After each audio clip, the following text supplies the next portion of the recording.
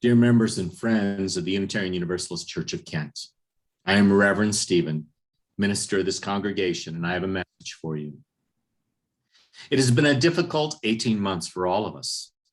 Our lives have changed, and we've each had to deal with losses.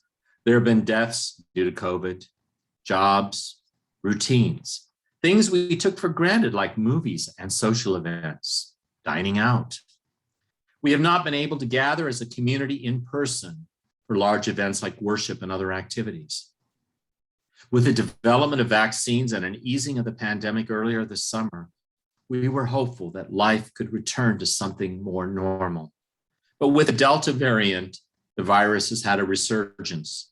In Portage County, the current risk level is very high, with 37 new cases per 100,000 every day. Within this congregation, I am aware of 5 recent breakthrough COVID cases and a lot of exposures. Given these statistics, plus the UUA recommendation that there be no large in-person gatherings indoors or outdoors in high-risk areas, and after careful consultation with the staff, last night I recommended to the board during a meeting that we not have an in-person option for our service this Sunday. That was one of the hardest decisions I've had to make, and I am feeling sad that these circumstances do not allow us to be together for worship this Sunday. I've missed seeing your faces and sharing hugs and greetings and handshakes and talking face to face. As you listen to this message, you may be feeling exhausted, anxious, worried, or even angry about this situation. I understand that completely, and I'm here to listen if you need to talk about it. For now, I ask your patience a little longer, and I am hopeful that as this phase of the virus eases off, we can transition back to larger events that allow us to be together in person as well as offer a Zoom option. Now I'd like to introduce Colleen Taylor, our Director of Religious Education. Thank you, Stephen. Beloveds, first I want to say that I know that this is not what any of us wanted. I'm right there with you. I'm feeling the exhaustion and desperation to be together. When I look back, though, at last winter, I remember seeing this community come together to find vaccines for our senior members and friends because appointments were so hard to find. And I remember feeling desperate to get my loved ones 60 and over vaccinated.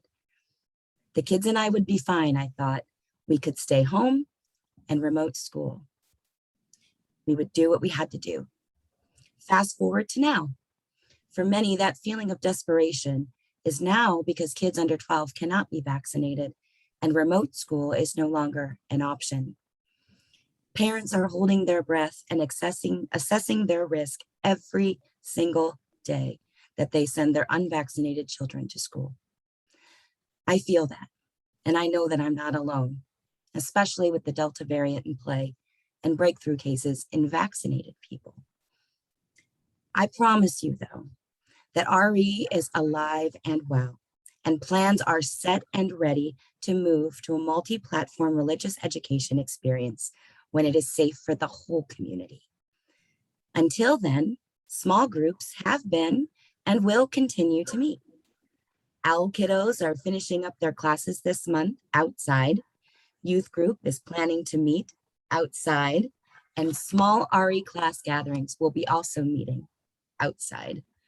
And this Sunday, Miss Michelle and I will be available at the church from 12:30 to 2 that you may drive through and your kiddos can pick up their backpack charms for their backpack blessing. We will thrive and we will be together again as a whole community. I know that in my bones. Even if for now, we must go month by month as we monitor cases and data and listen to the sound advice of experts. Stephen.